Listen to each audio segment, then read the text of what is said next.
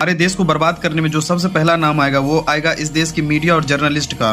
क्यों? क्योंकि हमारा देश है डेमोक्रेटिक कंट्री और डेमोक्रेसी का फोर्थ पिलर होता है ये मीडिया, और वहीं लोकतंत्र का सबसे बड़ा दुश्मन होता है देश का बिका हुआ पत्रकार, डरा हुआ विपक्ष और सोई हुई जनता। हमारे देश में हमारे देश के नेताओं को पता है कि वो भ्रष्टाचारी हैं, हमारे देश की जनता को पता है कि नेता लोग भ्रष्टाचारी है, और नेता ये भी जानते हैं कि जनता सब बात जानती है, लेकिन फिर भी इस देश की जनता चुप है। क्यों? क्योंकि इस देश की जनता गुलाम हो चुकी है। पत्रकारिता का मतलब होता है देश की समस्याओं को जानना, देश की समस्याओं पे सवाल खड़े करना, देश की सरकार से सवाल पूछना, लेकिन हमारे देश की पत्रकारिता ये आकर्षण का केंद्र बन चुकी है। वैसे प्रधानमंत्री मोदी प्रधानमंत्री मेलानी से उम्र में 26 साल बड़े हैं। प्रधानमंत्री मोदी 75 साल के हैं, जबकि प्रधानमंत्री मेलानी 49 साल। भारत की कुछ महिला पत्रकार जर्नलिज्म के कोर्स में ब्यूटिशियन और फैशन डिजाइनिंग का सिलेबस पढ़ ली है।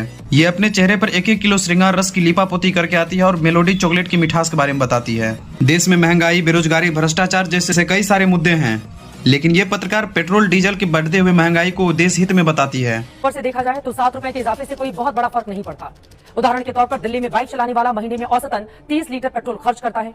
दाम बढ़ने से पहले पेट्रोल की कीमत 94 रुपए 77 पैसे थी। इस हिसाब से उनका महीने का खर्च 2843 रुपए बैठता है। ये बताती है कि देश में बेरोजगारी इसलिए क्योंकि देश के युवा निकम्मा है। एग्जाम्स में पेपर लीक हो रहे, लेकिन मीडिया चुप है। क्यों? क्योंकि इसको मेलोडी टॉफी दे दिया गया है चूसने के लिए। देश में टूटी सड़कें, सड़कों पे बड़े बड़े गड्ढे